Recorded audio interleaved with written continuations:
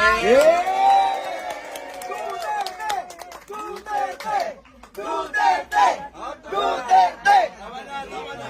mo undang hadin yuta mo. Hangtod sa makauli siya.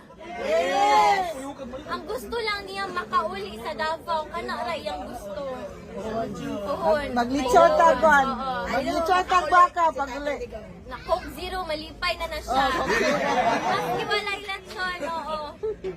Pero gipalitan naman ko siya sa akong ate, o Coke Zero dito. Ang problema ato niya, abusado man mag Coke Zero. Namaya ng artificial na chemical, di ba?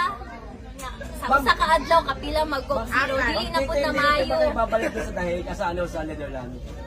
Dili pa ko ingon karon sir, pero sige lang, makita lang ninyo. So, sige lang, ano lang ta.